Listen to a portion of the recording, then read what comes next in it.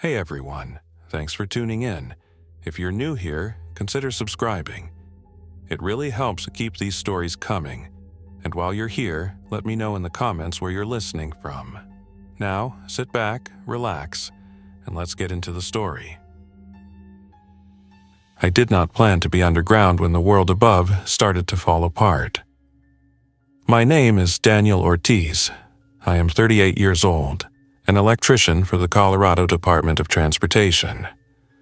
On the day everything happened, I was off duty, heading back to Grand Junction after a long week of night work on traffic control cabinets along Interstate 70.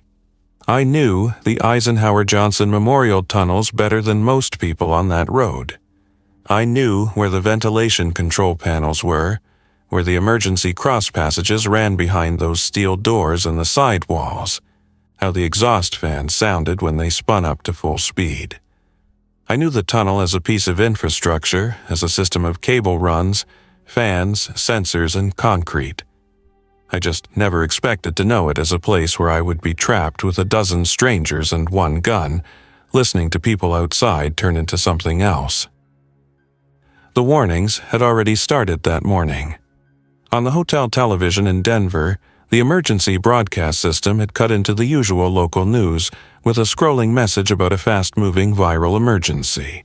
They did not use the word that everyone would use later.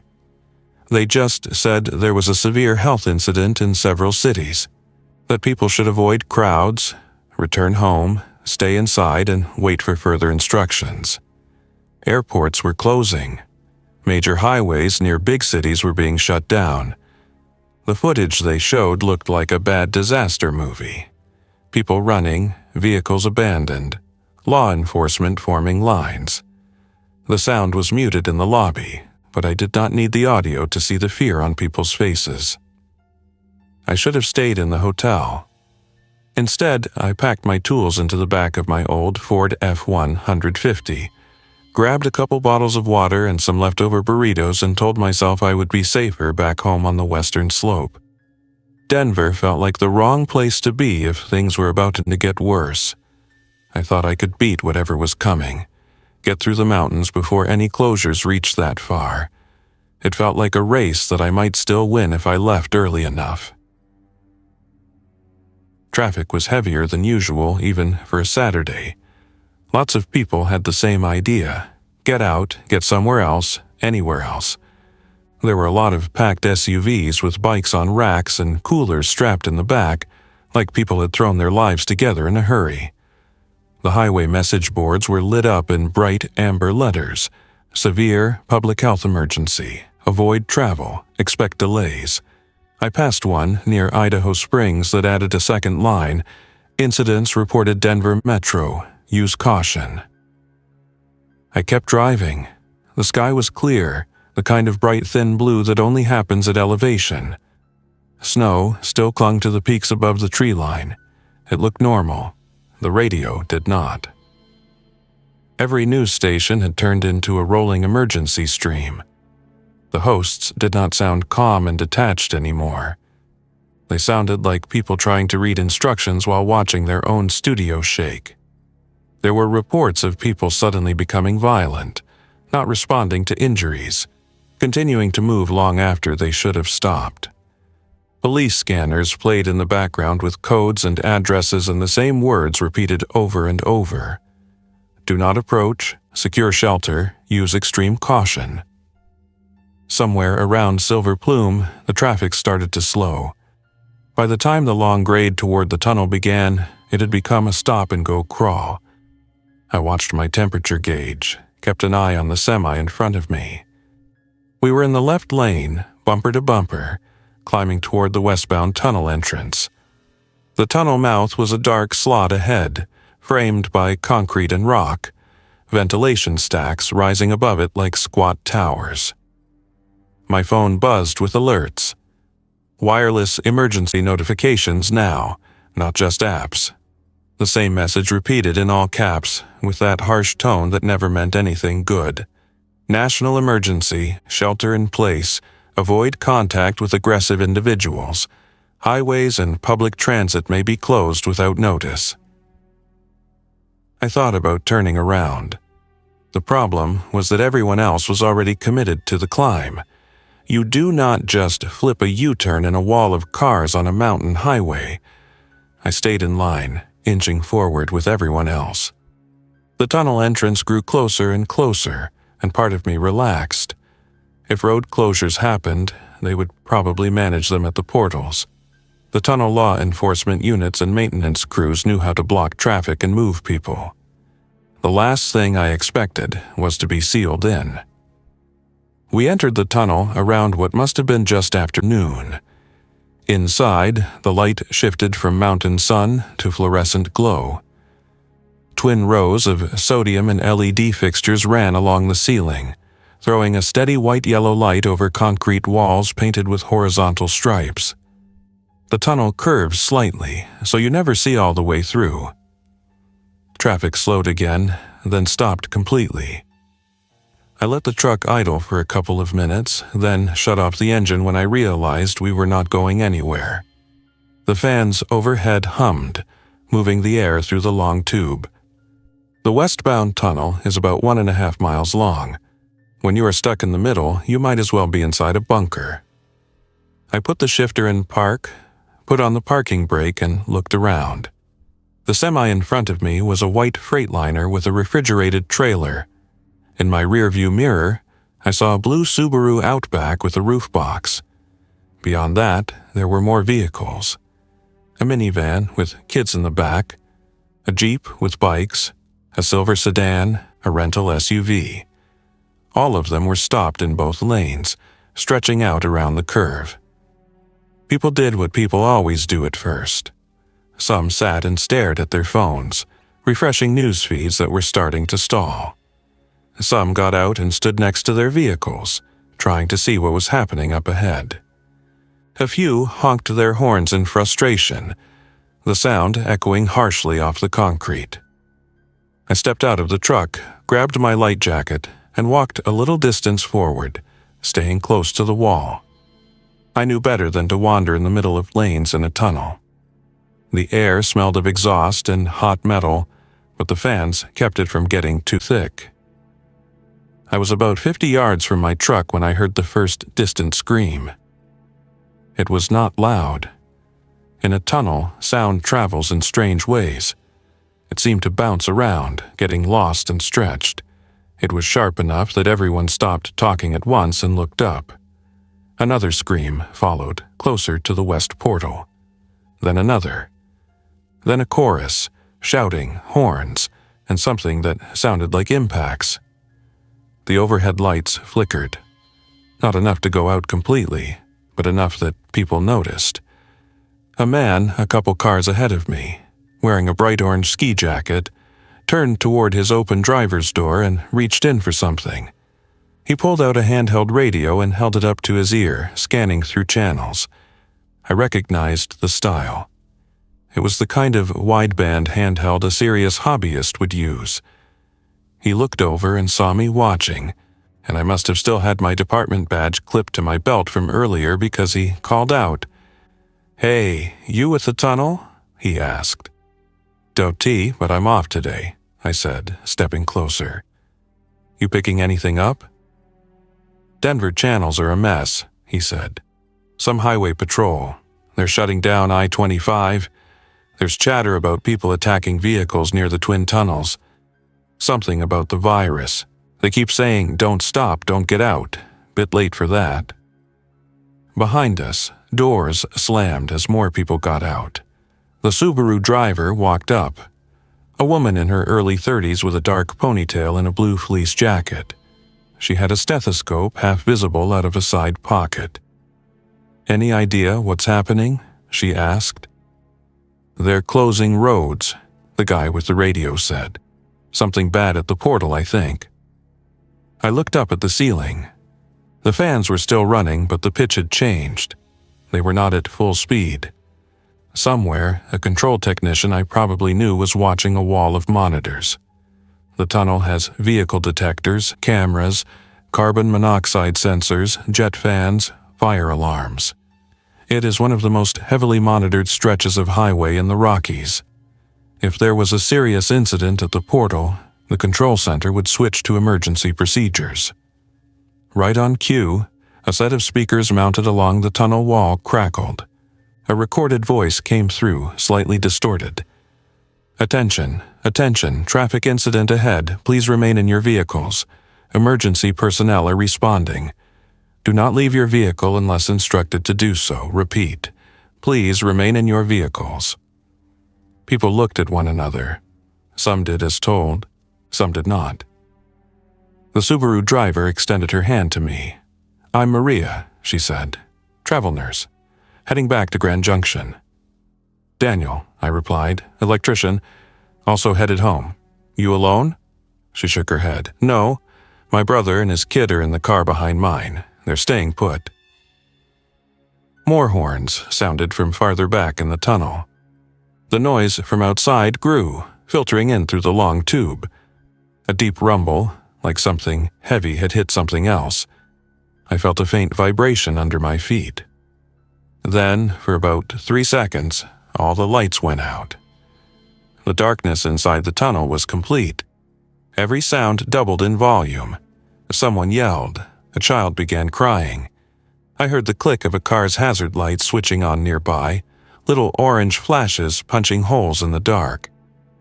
The emergency lighting kicked in fast, as it is designed to do. Rows of lower-intensity fixtures along the side walls came on, bathing everything in a dim, steady glow. It was not comforting. It just meant that whatever had happened was serious enough to trip major breakers. The announcer's voice returned, this time less calm. It sounded live. "Attention, all motorists in the Eisenhower westbound tunnel. There has been an incident at the west entrance. We are closing both portals for your safety. Remain in your vehicles. Emergency teams are working to reach you. Conserve fuel and battery power. Do not attempt to exit your vehicle or the tunnel. Repeat." The message cut off mid-sentence. Static hissed through the speakers. Then nothing. The guy with the handheld radio, his name, I later learned, was Ben, turned the volume up on his device. The scanner traffic on his unit spiked. Lost contact with Tunnel West Gate. Crowd breached. Advise all units, do not engage without backup. They are not responding to. The rest dissolved into overlapping voices and code numbers. A woman in a minivan behind us opened her door and stepped out, holding a phone. "It says Denver is under some kind of lockdown," she called. "Hospitals are full. People are hurting each other." A little boy in her back seat started asking rapid questions in a rising voice that made my chest tighten. I looked back down the tunnel. Cars and trucks stretched in both directions, locked in place, no space to turn around. Somewhere, past that gentle curve, both ends were now sealed. I had always considered the tunnel a passage. That day, it became a container. We drifted together because there was nowhere else to go. Around my truck, a small group formed almost without anyone deciding it. There was Maria from the Subaru. There was Ben, the radio guy, who turned out to work in IT in Denver and carried his radio everywhere. There was an older man in a faded green jacket named Arthur, who had been a mechanic before he retired and now lived in Dillon. There was a truck driver named Mark, the one in the Freightliner ahead of me, hauling produce to Utah. A college student named Hannah came over from a compact car a few vehicles back, clutching a backpack and looking like she was trying not to shake. Behind them, a family climbed out of a gray Honda Pilot. A father named Greg, his wife Lisa, and their 15-year-old son Tyler, who tried to look brave and failed in a way that made him more relatable than half the adults. A quiet, middle-aged man in business clothes stepped out of a black rental sedan and joined us without saying much at first. A pair of hikers in weathered gear leaned against the wall, whispering to each other. When we counted later, there were 12 of us gathered near my truck, plus whoever else stayed shut inside their vehicles farther up or down the line. The air felt different once all the engines were off. It did not turn toxic right away, but it changed from moving, freshened air to something more stagnant. The fans still ran, but not at full volume. I could feel more than hear their rumble. "We need to keep engines off," I told the group, raising my voice so people farther back could hear. "If everybody idles, we'll build up exhaust. There are fans, but they're not running hard. The tunnel has carbon monoxide sensors. If those trip, they might shut down power or ventilation to contain a fire that doesn't exist. Best thing we can do is keep the air as clean as possible." "How long can the air last?" Lisa asked, pulling her jacket tighter. "It's not sealed," I said. "The portals are closed, but the ventilation shafts run up to the surface. Still, we don't want to push it. No open flames, no running generators. If you're cold, use blankets, not engines." Ben lifted his radio again. "Traffic control says both portals are blocked," he said after a minute, summarizing for those of us without scanners. Something about a crash and a crowd at the west entrance. They tried to close the barrier, but there were too many people. The east entrance got shut because of a security concern. They're trying to move rescue units up from Silverthorne, but the highway outside is a mess. "Security concern," Arthur repeated. "That what they're calling this virus thing?" "My sister texted," Hannah said quietly. "She's in Denver. She says people are biting each other in the grocery store. She sent a video, but it froze before I could watch it." Maria frowned. "Biting?" she asked. "That virus they're talking about," Ben said. "It affects the brain, right? Makes people aggressive." "There isn't a lot of confirmed information yet," Mariah said, slipping into clinical mode. "They think it has a short incubation period and causes fever, disorientation, and severe aggression. Some kind of neurological involvement, that's all I've heard." Tyler shifted closer to his parents. "So, they're like those things in movies?" he asked. "Like..." "Don't," Greg said sharply. "We're not using that word. We're going to stay calm, stay smart, and get out of here when the state guys do their job." I appreciated his effort, even if his voice shook slightly on the last phrase. We drifted into practical tasks because there was nothing else to do. Maria suggested we take stock of what we had: food, water, first aid supplies. People went back to their vehicles, bringing back what they could spare. It turned into a small heap on the hood of my truck: bottled water, energy bars, a couple bags of chips, a half loaf of bread, some apples from Mark's trailer, a first aid kit from Lisa's glove box, a roll of duct tape, a handful of flashlights, a cheap multi-tool, a box of tissues, a pack of wet wipes, and some spare blankets. "Not bad," Arthur said. "If we're stuck a while, we can make this stretch. Could be worse." As if on cue, the sound from the west end of the tunnel surged. It started as a distant pounding, like someone hitting a door with a heavy object. In a long, concrete tube, that kind of impact turns into a dull, repeating boom. It echoed down the length of the tunnel in irregular bursts. In between the blows, there were faint cries. Not clearly words, just human sounds, high and strained. People stepped out of vehicles up and down the line, turning their heads toward the noise. Some began walking toward the west portal to get a closer look. Others did the opposite and moved closer to where we were, as if being in a group would offer protection from something nobody understood. The business clothes man finally spoke. "We should have a way to defend ourselves," he said quietly. His voice was precise, controlled. "In case whatever's out there gets in here." "That's what the state police are for," Greg said. "They'll handle it." "With what?" the man asked. "They're overwhelmed out there. You heard the scanner." Ben looked at him. "You got something in mind?" he asked. The man hesitated, then opened his jacket slightly. In a holster at his belt, under his coat, was a compact handgun. He showed just enough for us to see the grip and part of the slide before he covered it again. "It's a Glock 19, he said. 9mm. I have a concealed carry permit. Before anyone says anything, yes, it's legal, and yes, I'm trained. 3 extra magazines. 15 rounds each.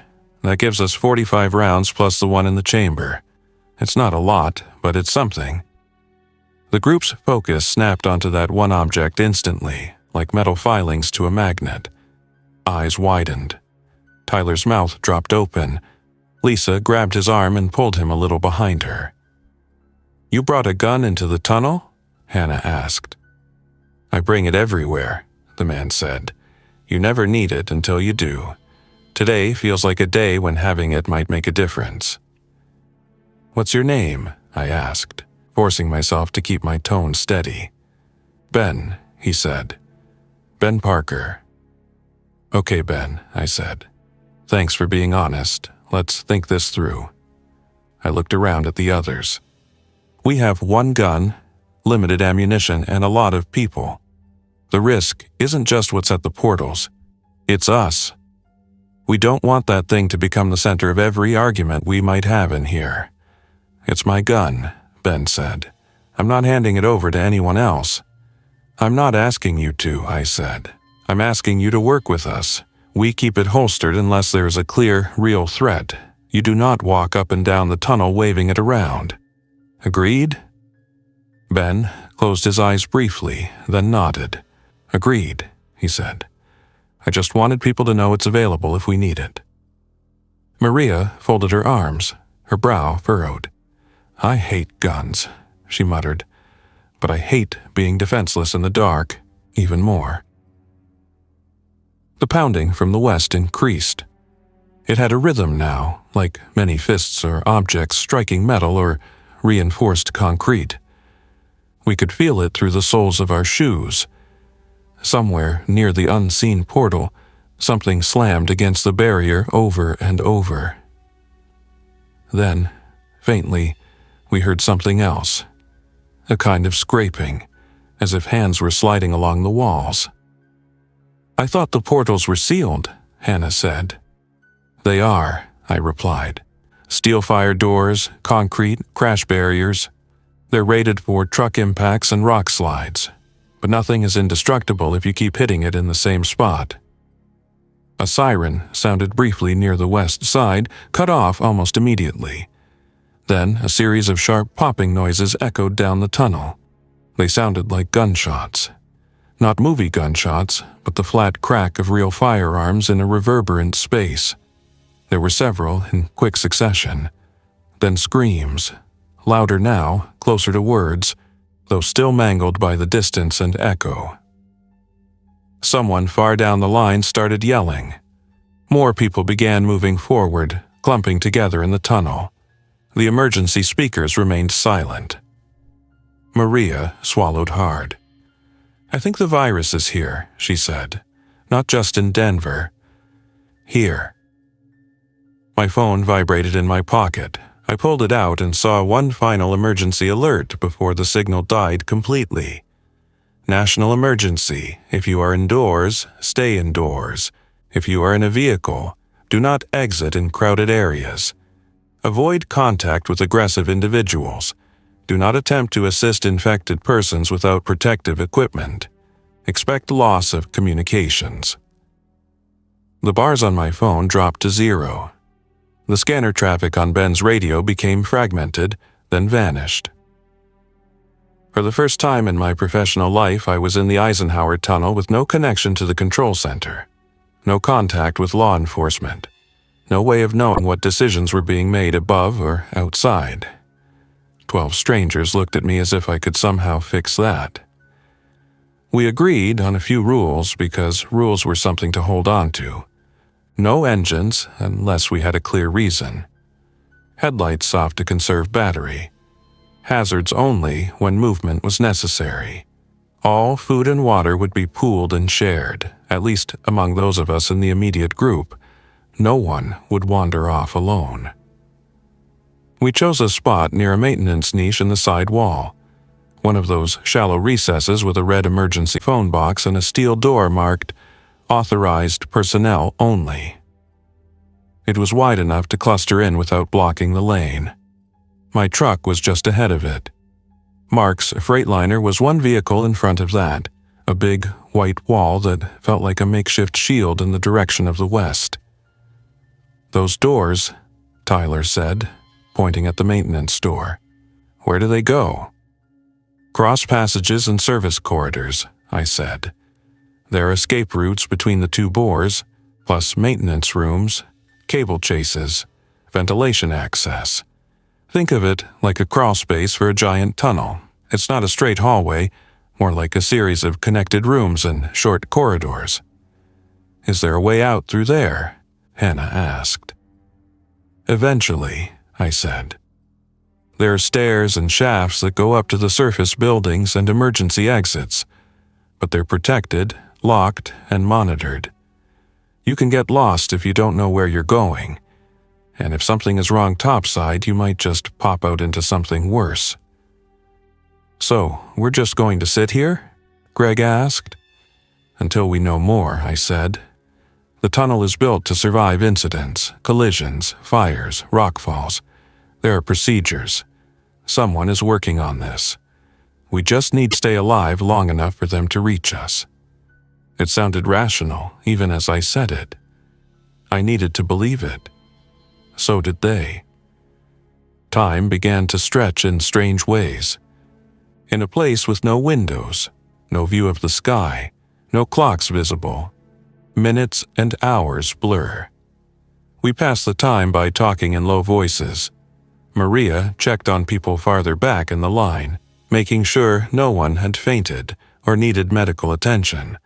Hannah helped her, fetching water bottles and tissues, doing small tasks to stay busy. Arthur and Mark discussed vehicles, tires, and engines, swapping mechanic stories as if that could anchor them to normal life. The first cough seemed innocent enough. It came from a middle-aged woman in a beige, compact car 3 vehicles behind us. She had been quiet, staying inside, seatbelt on even while parked. At some point, she opened her door, stepped out, and sat on the sill with her legs still inside. Her name was Claire. She wore a light sweater and jeans and had the dazed expression of someone who had been driving too long. She coughed once, a dry sound, and waved her hand as if to clear dust from her throat. "It's probably just the air," Mariah said, watching her. "Tunnels can be irritating if you're not used to it." Claire coughed again, harder this time. She pressed a hand to her chest, took a sip of water, and forced a smile. "I'm okay," she said. "Just need to sit up." 3 minutes later, she coughed again, this time in a long, harsh fit that left her bent over, one hand gripping the edge of the door frame. Maria moved immediately, kneeling beside her. "Do you have any medical conditions?" she asked. "Asthma? COPD?" Claire shook her head, eyes watering. "Just nerves," she said hoarsely. I'm fine." Maria felt her forehead with the back of her hand. "You're warm," she said. "When did that start?" Claire blinked. "I don't know," she said. "I felt okay when we left Denver." "Any body aches, headache?" Maria asked. "Everyone has a headache," Claire muttered. Then she coughed again, a shorter burst, but deeper. Tyler watched from a distance, his face pale. "Is she sick?" he asked. "We don't know," Maria said. "Could be stress, could be the air, could be a cold. We are not going to jump to conclusions." "But the virus," Hannah said quietly. "They said it starts with fever, then people act strange." Claire looked at us, eyes widening. I'm not one of those," she stammered. "I just have a cough, please." "No one is saying you are," Maria said firmly. "We're just being careful. I want you to stay in your car, okay? Windows mostly up, little crack for air, rest. We'll keep an eye on you." The decision that followed was one of the first dividing points in our little group. Some wanted Claire closer, where we could watch her and help if she got worse.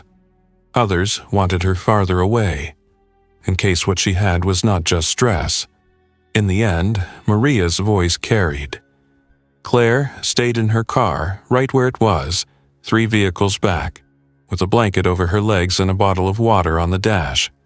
We promised to check on her regularly. The pounding from the west continued. At some point, a new sound joined it. A heavy, grinding crack. It sounded like concrete shifting under strain. The lights flickered again. Dust motes appeared in the air, drifting through the emergency lighting beams. "Rock slide?" Arthur asked. "Could be a structural failure near the portal," I said. "If there was a crash and then something forced against the door, it might have damaged the approach area. These tunnels are reinforced, but all that force has to go somewhere." We all listened. The pounding shifted rhythm, then changed to a more chaotic pattern, as if whatever or whoever had been hitting the barrier now had a different target. The cries grew sharper, more frustrated, then fell away, bit by bit. Ben checked his watch. "How long has it been?" he asked. "An hour, 2, Hannah guessed. "Less than that," Maria said. "An hour, maybe. Feels longer." The maintenance door near us began to bother me. It was just a steel door in a concrete frame with a push bar and a lock. I knew what was behind it.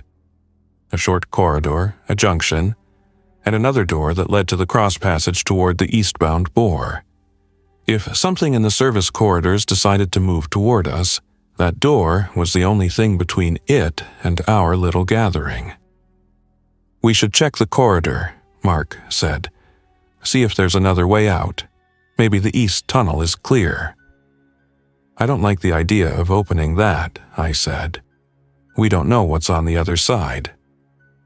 "We don't know what's happening at either end either," Greg said. "If we wait here and the air goes bad or that whole west end collapses, we're just sitting ducks." "I could go," said one of the hikers, a lean man in his 40s named Troy. "I do trail work. Used to being in tight places. I'll stick to the wall and go slow. If the air is clear, I can reach another phone or exit and get help." We looked at each other. There was no obvious right choice. Stay put in the known space or risk opening a route into the unknown. "The corridor isn't pressurized," I said. "There's no special air system. It should be about the same as here. But there are turns, dead ends, equipment rooms.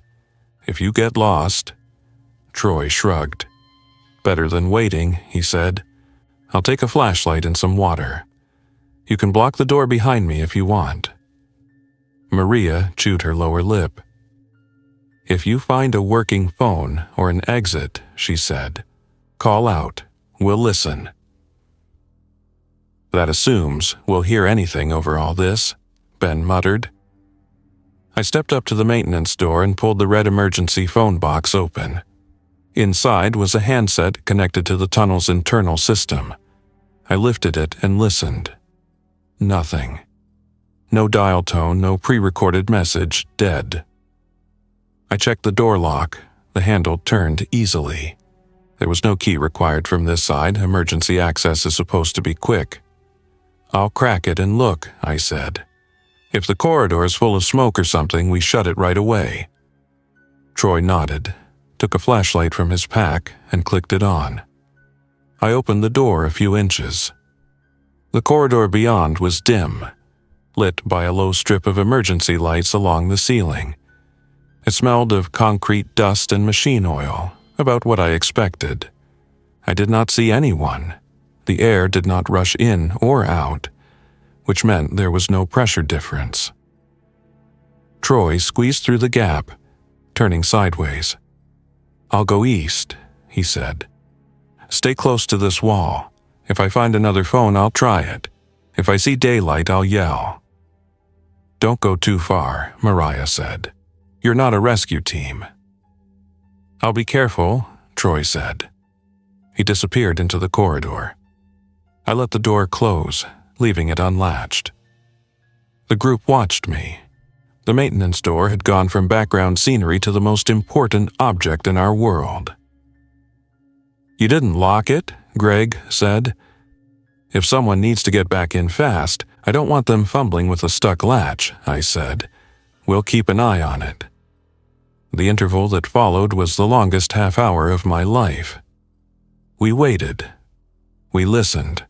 We tried to keep conversations going, but all of them circled back to the same two things: what we had heard from outside and what might be happening in that maintenance corridor. Claire's cough grew worse. Each time Maria checked on her, she found her more flushed, more tired. Claire complained of a headache and chills. She did not show any obvious aggression, no strange behavior, just the kind of flu symptoms that could belong to a dozen entirely normal illnesses. But in the context of everything else, every cough sounded like a threat. "We need to think about infection control," Maria said quietly when she returned to our group. "If this is the virus, it spreads through bodily fluids. There was a notice on the hospital board this morning. Close contact, bites, scratches, droplets. They weren't sure about airborne, but they said to use masks with suspected cases." "We don't have masks," Hannah said. "We have shirts and tissues," Maria replied. "We can improvise, but we need to keep some distance. I'll be the only one who goes close to her. Less exposure for the rest of you." Greg glanced toward Claire's car. "What if she—" He trailed off, unwilling to say the rest. "If she changes," Ben said, filling in the words.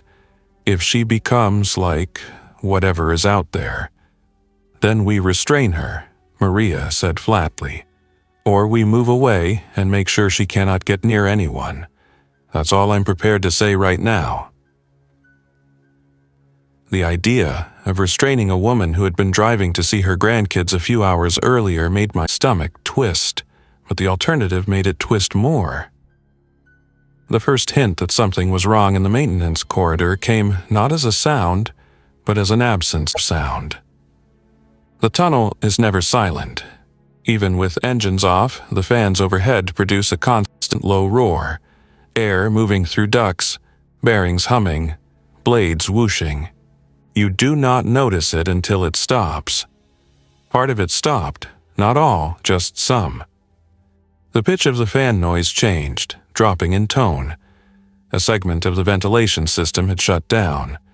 The air grew noticeably stiller in the space of a few seconds. "That's not good," Arthur said. "Means something went offline." "It could be automatic," I said.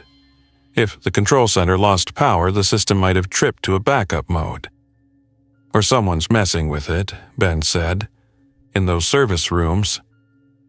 The carbon monoxide detector near our niche blinked from green to yellow.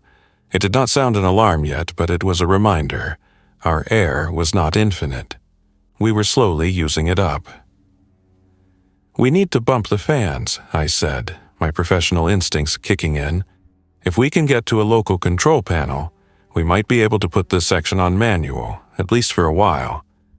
"In the corridor?" Mark asked. "In the corridor," I said.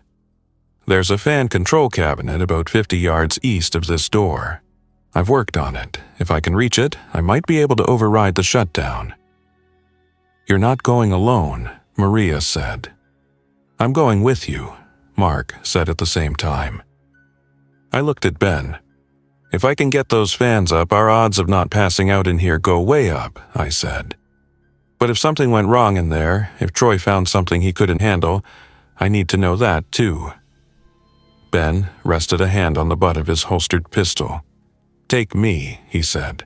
"I'll stay behind you. If there's a threat, I'll deal with it.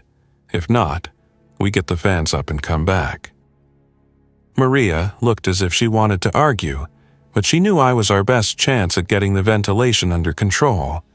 She nodded reluctantly. 5 minutes, she said. If you're not back in 5 minutes, we close that door and assume it's unsafe." "Fair," I said. I took a flashlight, my multi-tool, and a roll of electrical tape from my truck. Mark insisted on bringing a heavy tire iron. Ben checked his pistol, made sure it was secure in its holster, and zipped his jacket partially over it. We went to the maintenance door together. "Don't try to be heroes," Greg said. "If it looks bad, come back." "We will," I said. "Lock the door behind us if something starts banging on it. That includes us if we sound wrong." Hannah swallowed. "How will we know if you sound wrong?" she asked. "You'll know," Arthur said quietly. I opened the door. The corridor beyond looked the same as before. Concrete walls, overhead lights every 20 feet, pipes and conduit running along the ceiling. The air smelled a little more stale but still breathable. No smoke, no obvious damage. We slipped through and left the door slightly ajar. "Stay to the right," I said. "There's a junction about 30 feet ahead." We moved cautiously, our footsteps echoing softly. Ben's flashlight beam cut through the dimness. We passed a fire hose cabinet, a stack of spare traffic cones, a coiled cable reel. At the junction, a small sign with worn lettering pointed left for East Fan Control and right for Cross Passage E7. "Left," I said. We turned. The corridor narrowed slightly and sloped down a little, then opened into a small room with electrical cabinets mounted along one wall. A metal rack held circuit breakers, relays, and a small control panel with indicator lights. Most of the lights were off. I stepped forward immediately, my hands moving over familiar hardware. "This is it," I said. "Local fan control. If the main system went down, we can feed power from this section's standby circuit. We just have to be careful not to overload anything." "Do what you need to do," Ben said, keeping his flashlight moving. I opened the cabinet, exposing rows of breakers labeled with neat black lettering. "Fan Group 3, East," I read. "That's us." The breaker was in the tripped position. "Something caused a fault," I muttered. "Could have been a surge when power switched." I reset the breaker, then moved to the manual override switch on the control panel. I flipped it from remote to local, then pressed the start button for the fan group. For a moment, nothing happened. Then, somewhere above us, something large and heavy began to move. The deep whine of a jet fan spooling up reached us through the concrete, growing louder as it accelerated. Back in the tunnel, the airflow would increase, pushing stale air out and pulling fresh air in through the shafts. "That should give us more air," I said, "at least for this section, as long as we don't blow another breaker." We turned to go back. That was when we heard it. It was not a human voice, exactly, but it started as one. A low, guttural sound that wavered and broke. It came from the direction of the cross passage, down the hallway to our right. It was followed by a dragging noise, something scraping along the floor. Ben's hand went to his pistol automatically. He drew it in a smooth, practiced motion, keeping the barrel pointed down but ready. "Lights," he whispered. I switched my flashlight off and pressed my back against the wall. Ben did the same, taking a half step in front of me. Mark, grip tight on the tire iron, took a position on my other side. The grating noise grew louder, accompanied by irregular footsteps, like someone limping or stumbling. A figure came into view at the far end of the corridor, moving slowly toward us. In the dim emergency lighting, details were hard to make out. "Hello?" I called, unable to help myself. "Troy, is that you?" The figure jerked at the sound of my voice, then changed direction slightly, angling toward the sound like an animal that had caught a scent. As it drew closer, the emergency lights edged its face and hands. It was Troy. I recognized his jacket and hiking boots. His head hung slightly to one side, as if his neck could not quite hold it up. His eyes were open, but they did not look focused. There was a dark discoloration along his neck and jaw, something that was not just dirt or shadow. His mouth was partially open, his breathing loud and uneven.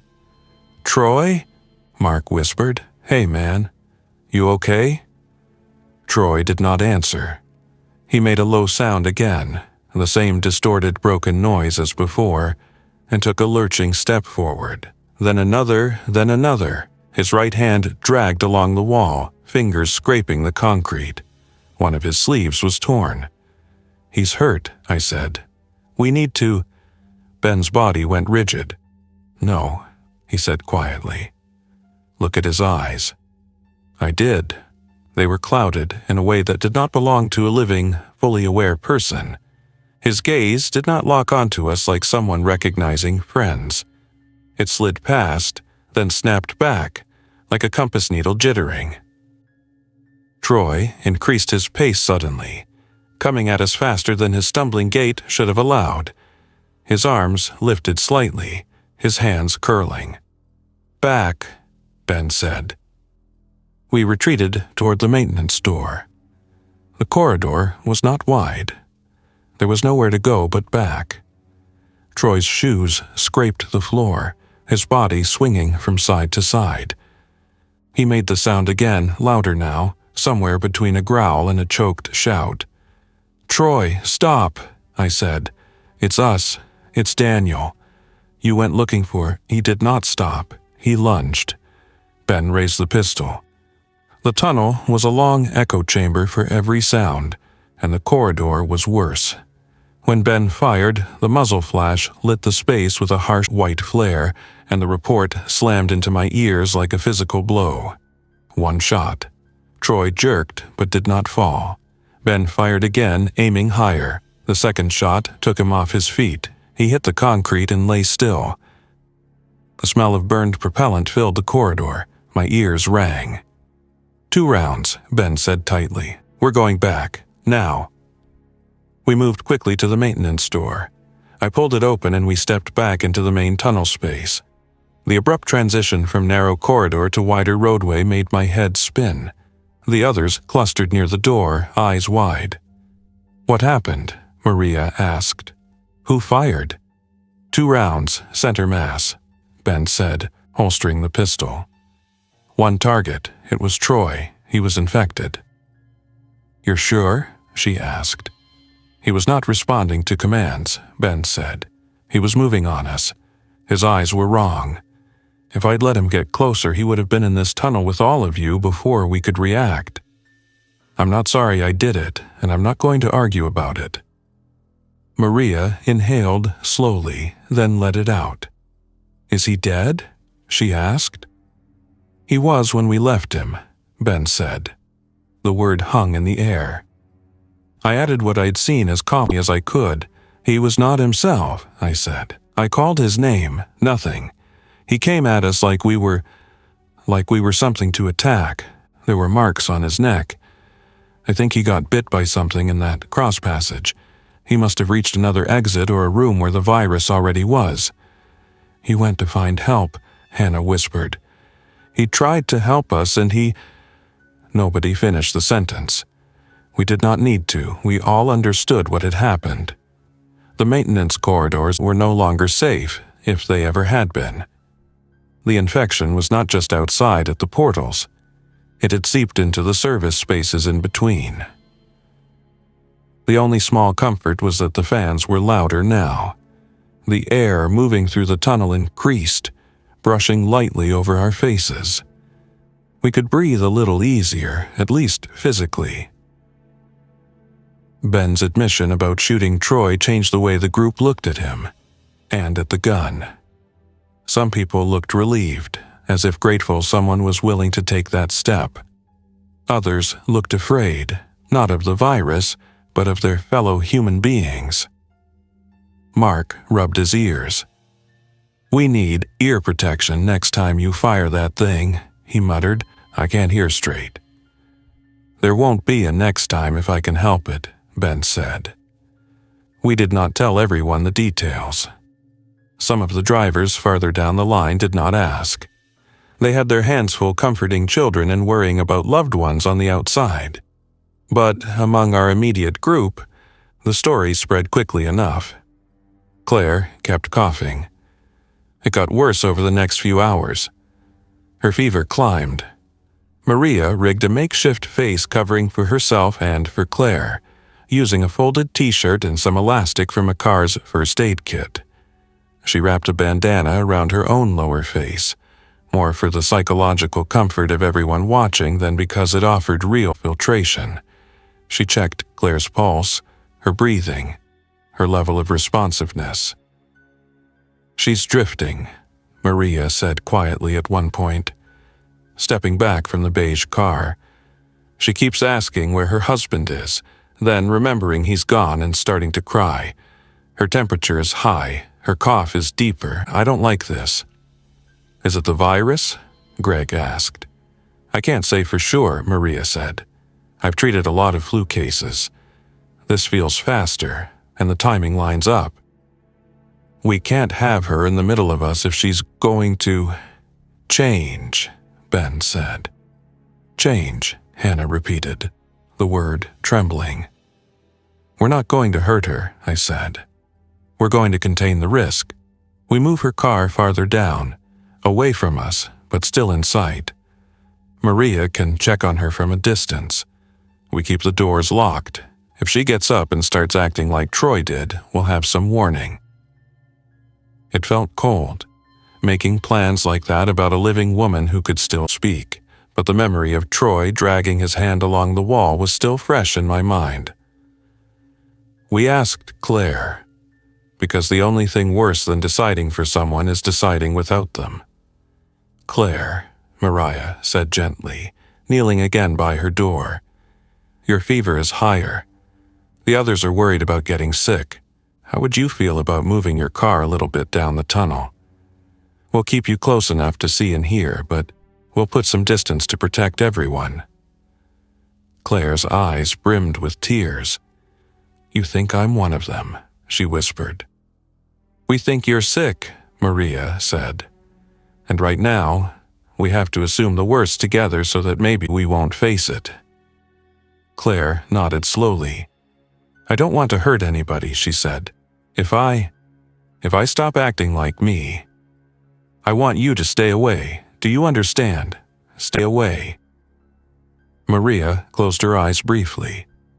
"I understand," she said, "but we're not going to abandon you."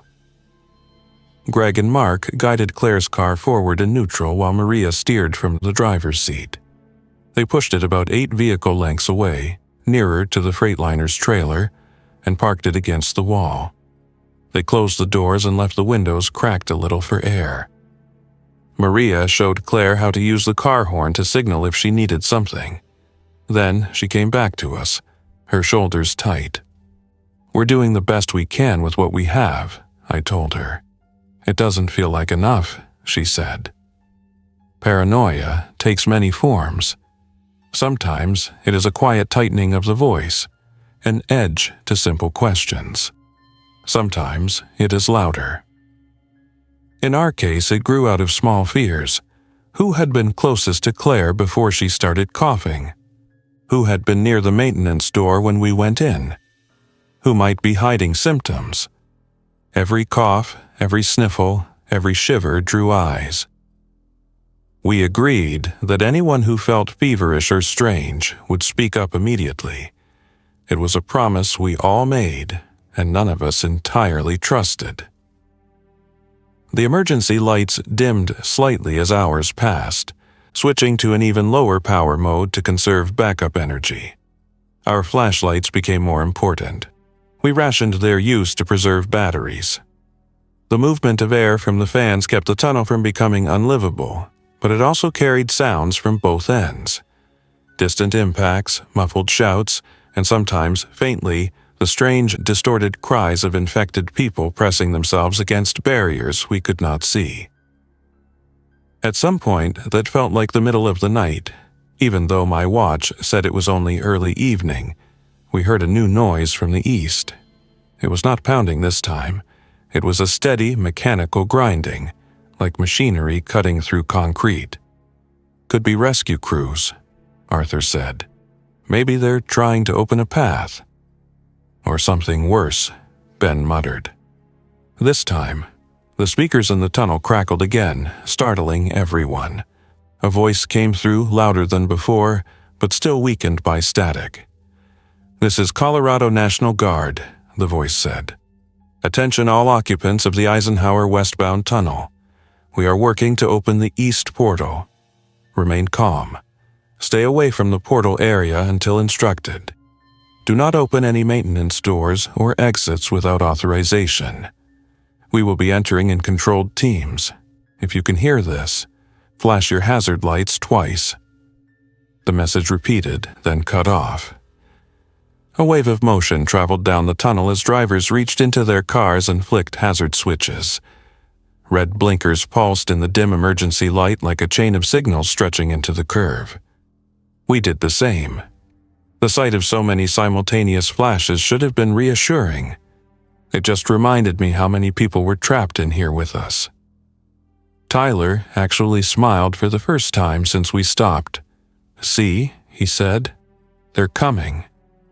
"They're trying," Greg corrected gently. "That counts." We listened to the grinding from the east. It was accompanied now by another noise. The beep of heavy equipment backing up, the thud of chunks of concrete being moved. Then the fans above us surged even higher.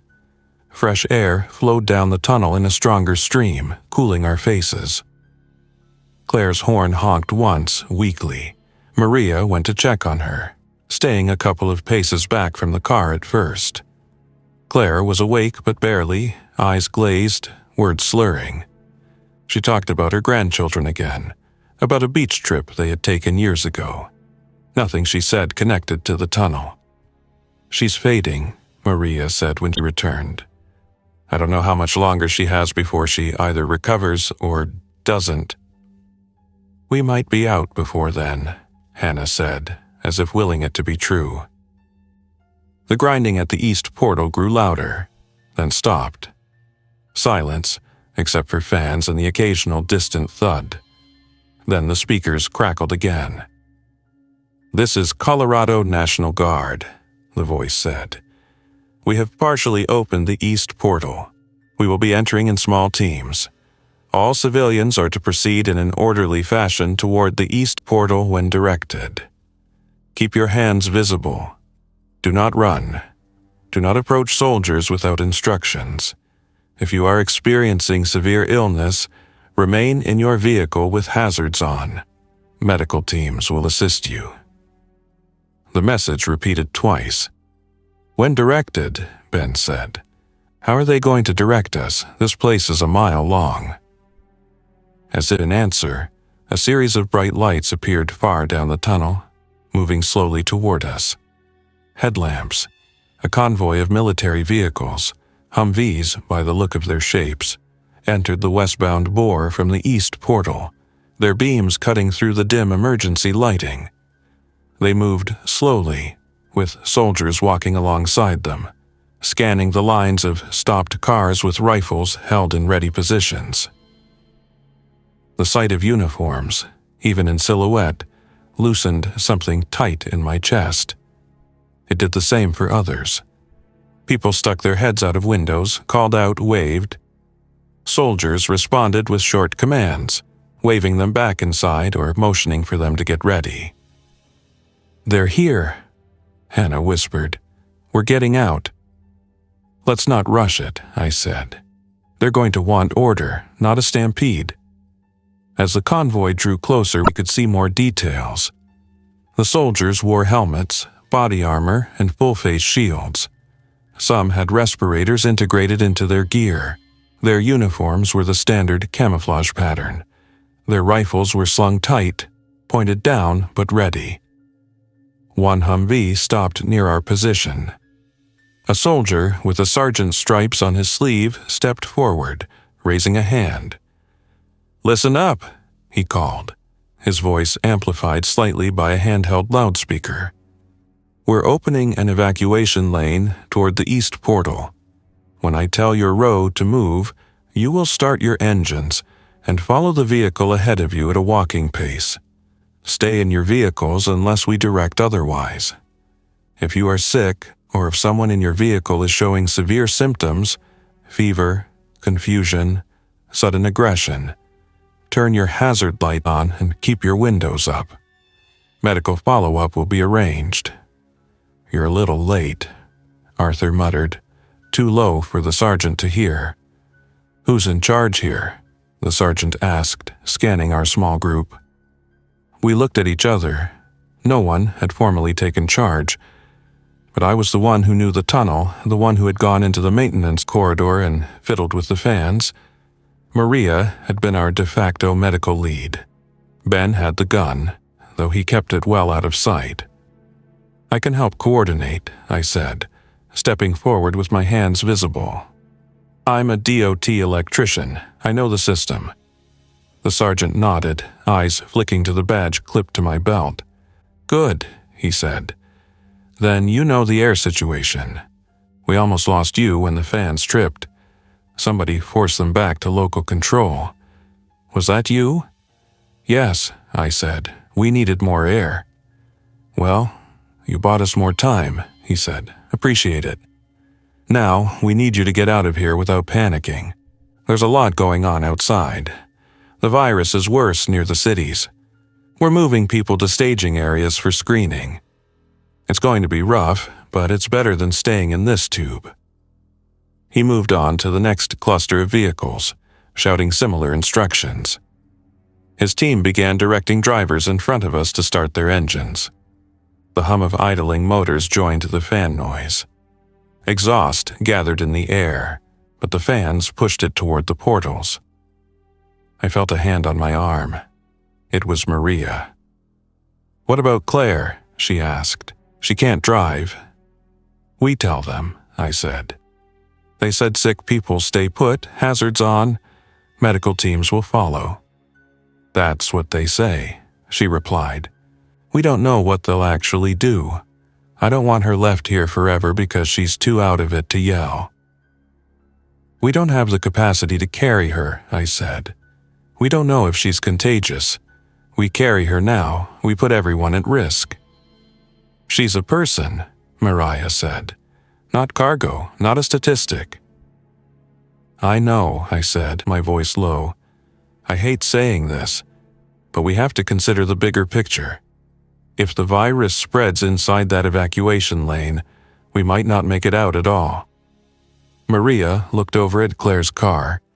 The horn was silent now. The vehicle sat with its hazard lights off, no movement visible inside. "Give me 1 minute," she said. "I'm checking her one more time." She jogged down the lane, staying close to the line of cars. I watched her reach Claire's vehicle, peer in through the window, then open the door slightly and slip inside. She stayed there, out of sight, for longer than I liked. "Come on," Ben muttered. "We don't have time for this." "Let her do her job," I said. Engines in front of us began to roll forward slowly. Traffic started moving, one vehicle at a time, like a reluctant beast waking up. The sergeant motioned for the people ahead of Mark's truck to join the line. We would be next. Maria returned at a light run, breathing hard. Her eyes were red. "She's gone," she said simply. "She stopped breathing sometime in the last half hour. I checked twice just to be sure." I felt a hollow space open in my chest. We had never really known Claire, but she had been ours. We had watched her struggle and done what we could, which had not been enough. "I left a note on her dash," Maria said. "Taped it to the steering wheel. It says she was sick, likely infected, that she passed peacefully, that we tried. I wrote the time. I hope someone reads it. I locked the doors again. She won't hurt anyone. But I couldn't just leave her without saying something." "You did the right thing," I said. "Thank you." She nodded once, then wiped her face and squared her shoulders. "Let's get everyone else out of here," she said. The sergeant waved at us. "Your turn," he shouted. "Start your engines. Follow the truck in front of you at 5 miles an hour. Do not stop unless we tell you." Mark climbed up into his Freightliner cab. The big engine rumbled to life. I got into my truck, turned the key, and felt the familiar vibration. Behind me, Greg started the Honda. Maria started the Subaru, and so on down the line. The tunnel filled with the rumble of engines and the faint rumor of hope. As we rolled forward, Ben walked alongside briefly, his handgun concealed once more. "If we see anything at the portal," he said, "we stay in the vehicles. Don't let anyone flag you down unless they're clearly National Guard." "Got it," I said. We passed Claire's car slowly. Through the window, in the dim emergency light and the reflection of passing headlights, I could just make out her still form in the driver's seat, blanket on her lap, head resting at an angle. The paper note Maria had taped to the wheel fluttered slightly in the air circulation. I made myself look straight ahead after that. The grinding noise from the east portal grew louder as we approached. The line of vehicles curved gently toward a brighter patch of light. It was not full daylight yet, but it was more than the emergency bulbs. Soldiers stood at intervals along the walls, directing traffic, their rifles slung but ready. They watched the windows closely. Some wore additional protective gear, clear plastic over their face shields, extra filters on their masks. As we neared the portal, the tunnel widened slightly. The concrete ahead had been cut and blasted away in jagged chunks. Beyond the opening, I could see the faint outline of a field hospital setup. White tents, floodlights, vehicles with flashing lights, and figures in full protective suits moving between them. Then, just as we were about 30 yards from the opening, something went wrong. A sound like a cracking whip snapped from the ceiling. A chunk of concrete dislodged somewhere above and fell, striking the roof of a car 3 vehicles ahead. The driver slammed on the brakes. The line concertinaed. I hit my own brakes hard, feeling the anti-lock system chatter under my foot. Mark's Freightliner slowed in front of me, but kept moving, trying to maintain the flow. The car that had taken the hit veered slightly toward the wall. From behind me came another sound. Metal scraping and a shout. I looked in the side mirror and saw a vehicle door fly open. A panicked driver, a man in a plaid shirt from further back in the line, jumped out and started running forward between the vehicles toward the bright opening. "Get back in your vehicle," a soldier shouted. "Sir, stop." The man did not stop. He ran faster, slipping between bumpers. Half a second later, something gray and fast shot out of a side maintenance hatch near the portal area. I barely had time to process it. A figure moving at an unnatural angle, arms flailing, collided with the running man and took him off his feet. Both went down in a tangle. The infected person, I had no other word for it now, began attacking with frenzied movements. I could not see details from my angle, but I saw the unnatural speed, the complete disregard for self-preservation, the way the attacker ignored shouts and rifle muzzles. "Contact! Contact!" a soldier yelled. A series of controlled rifle shots snapped through the air. The infected person jerked, then went still. The man in the plaid shirt lay unmoving beside the body. Medics in protective gear rushed forward, grabbing both and dragging them away from the traffic lanes. A National Guard officer waved his arms, shouting for everyone to stay in their vehicles and keep moving. My hands were tight on the steering wheel. Tyler's face was visible in my rearview mirror, eyes wide, mouth open. Maria's knuckles were white on her steering wheel. Ben sat rigid in the passenger seat of my truck now. He had hopped in at the last second to avoid getting separated, his jaw clenched. That's what we were trying to keep out of here, he said softly. We rolled forward again. The disruption had lasted only a few seconds, but it felt like an hour. As my truck emerged from the tunnel into the open air, the sudden brightness made me squint. The sky was overcast now, clouds having rolled in while we were underground. The air felt shockingly cool and fresh. We were directed into separate lanes. Some vehicles were waved into a line leading to a screening tent. Others, those whose occupants had no obvious symptoms, according to a quick visual triage at the tunnel mouth, were directed to a holding area in a nearby parking lot, where more instructions would be given later. A soldier in a mask and face shield leaned toward my open window, keeping a respectful distance. "Any fever, confusion, or aggressive behavior in your vehicle?" he asked. "No," I said. "We had one sick person in a separate car. She passed away. A nurse put a note on the dash." "We'll find her," he said. "You did the right thing. Park where they tell you and stay there until we come around. Don't drive off on your own. The situation outside the immediate area is unstable."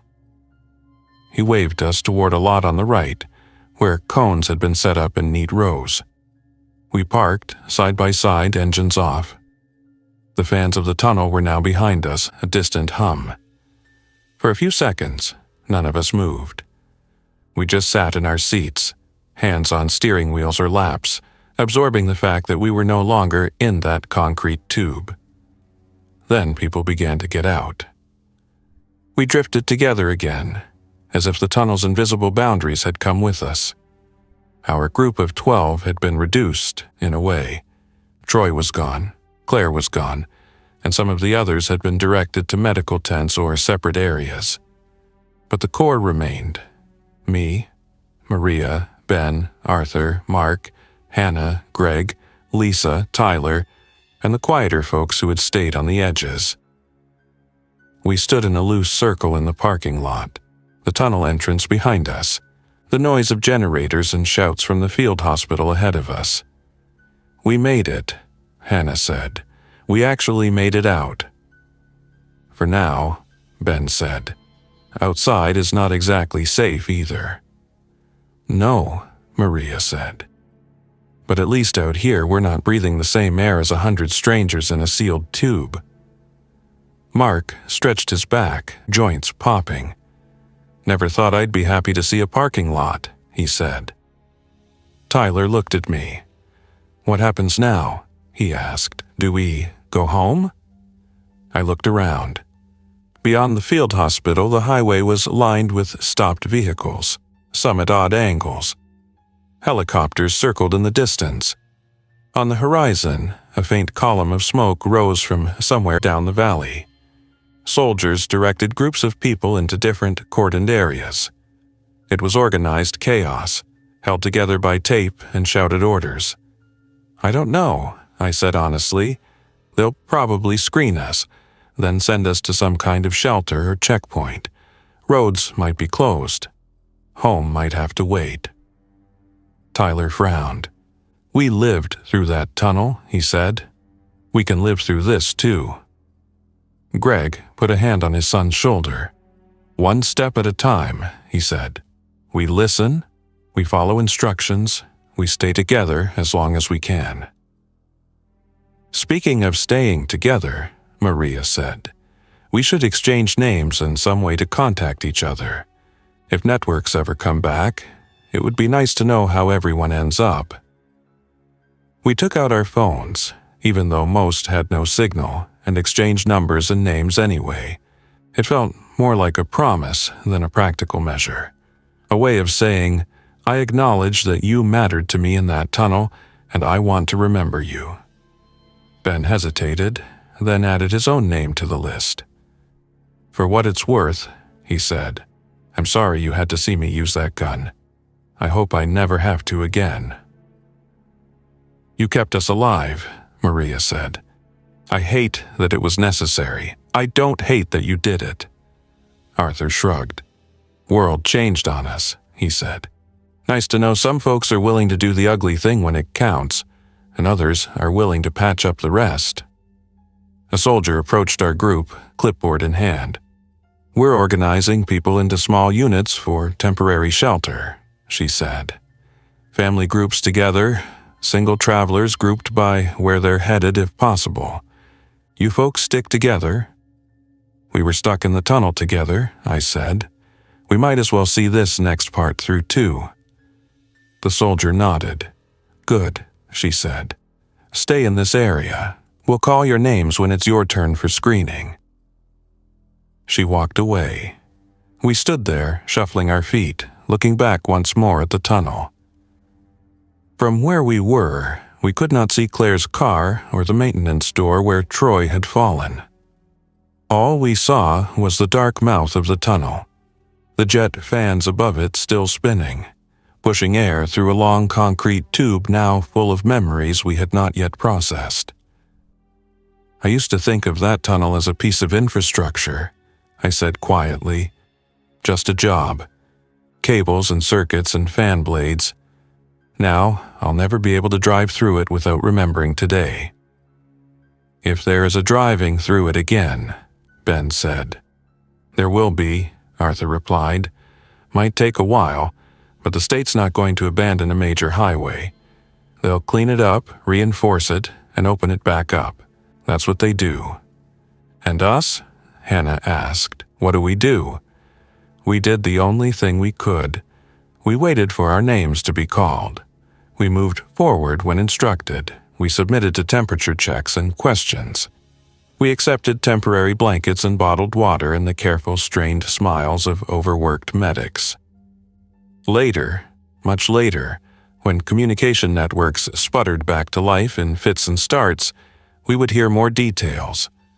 We would learn that the West Portal had indeed partially collapsed under the combined weight of vehicle impacts and frenzied infected crowds. We would learn that the infection had spread through parts of the service corridors, turning maintenance spaces into danger zones. We would learn that our little section of tunnel had been one of the luckier ones. We would also learn that not everyone who left that tunnel made it safely to a long-term refuge. The world outside had changed while we were underground, and emerging into it was only the start of a new set of problems. But in those first hours, in that parking lot above the mountains, we held on to one simple fact. We had gone into the tunnel as strangers in separate vehicles, listening to frightening news through our speakers. We had come out of it as something closer to a small, improvised community, forged in stale air and low light, with just one gun, limited food, and more fear than anyone knew what to do with. The virus was still out there. The infected were still out there. The uncertainty was still out there. But we had faced all of that in a concrete tube with sealed doors, and we were still breathing. I remember standing there, looking back at the tunnel entrance, and thinking that the hardest part of the day was behind us. I was wrong, of course. The hardest part was yet to come. But in that moment, surrounded by a dozen people whose names I now knew, with the cool mountain air on my face and the echo of pounding on sealed doors fading behind me, it was enough to know that we had made it out together. Thanks for listening. If you enjoyed this story, don't forget to like and subscribe. Your support keeps these creepypastas coming. Until next time, stay alert, stay safe, and never ignore the feeling that something is watching.